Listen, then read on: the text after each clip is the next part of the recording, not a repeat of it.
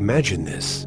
You wake up one day and realize every decision you've ever made, every dream chased, every fear obeyed, was shaped by an invisible force. Not fate, not luck, but something far more insidious, the silent approval of others. You thought you were free, but your desires were never truly yours. Here's the paradox. The more you seek power, the more it eludes you. Chase success, and you become a slave to validation. Pursue happiness, and you inherit society's definition of it. Even rebellion is often just another performance, an act of defiance scripted by the very forces you claim to reject. What if true power doesn't come from force, but from a deeper kind of silence? Not the silence of submission, but the silence of the unseen predator. The one who watches, waits, and strikes only when the world isn't looking. Friedrich Nietzsche knew this. He saw how the loudest voices are often the weakest, how the crowd's applause is the sound of chains. But what if there's a way to turn the system against itself? A way to wield influence without begging for permission. The question isn't how to gain power, it's how to stop giving it away. The tragedy is this: you were born free, but raised in chains. From childhood, you are conditioned to seek external validation, good grades, social approval, career milestones, all while believing these were your ambitions. But Nietzsche saw through the illusion. Morality is the herd instinct in the individual. Your deepest fears and desires were never yours. They were programmed into you. Carl Jung called it the shadow, the part of yourself you suppress to fit in. Society rewards conformity, so you bury your rawest instincts, your darkest passions, your truest thoughts. But in doing so, you surrender your power. You become predictable, manipulable, a cog in a machine that thrives on obedience. Why does this happen? Because power thrives on invisibility. The most effective control systems don't feel like control at all. They masquerade as freedom. Choose any career, as long as it's respectable. Be yourself, as long as you're likable. Even your rebellions are pre-approved. The angry activist, the contrarian intellectual, all playing roles scripted by the very system they oppose. Schopenhauer understood. Most men are not born to think. They are born to obey. But what if the real prison isn't society's rules? It's your unquestioning belief in them. This silent surrender doesn't just shape your choices, it rewires your mind.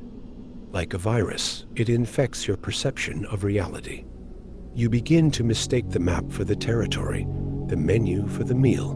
The more you conform, the more the world rewards you with hollow victories, promotions that chain you to desks, relationships that demand your diminishment, pleasures that leave you emptier than before.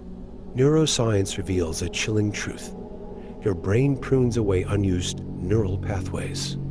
Every time you suppress an authentic impulse to please others, you lose capacity for independent thought.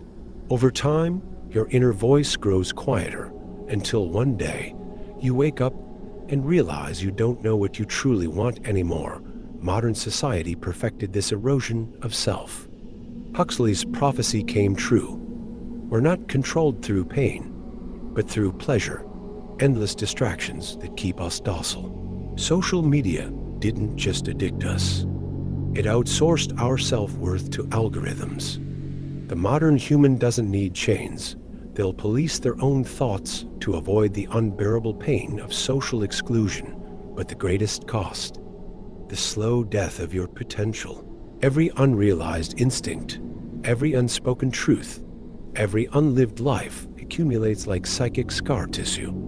Dostoevsky warned us, the man who bows down to nothing can never bear the burden of himself, yet most choose the weight of others' expectations over the terrifying freedom of self-ownership.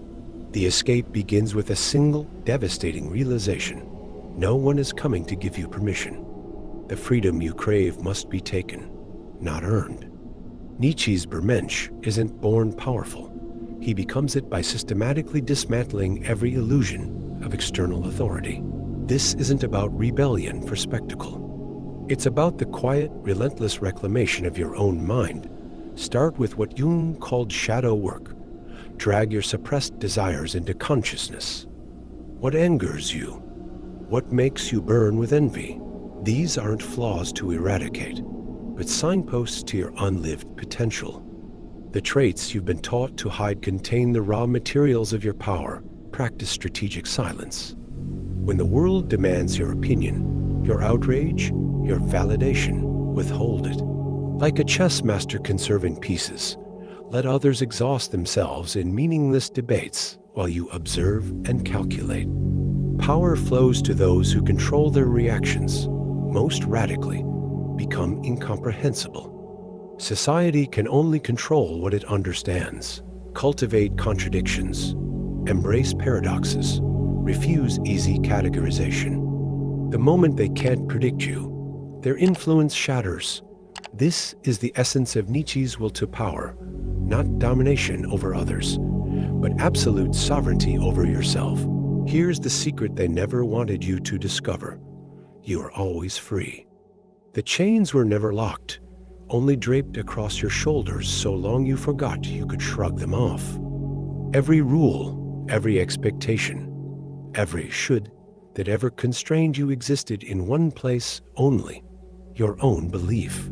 Nietzsche's greatest insight wasn't about power, but responsibility. When you realize no divine plan, no societal contract, no cosmic justice governs your existence, you face the terrifying truth.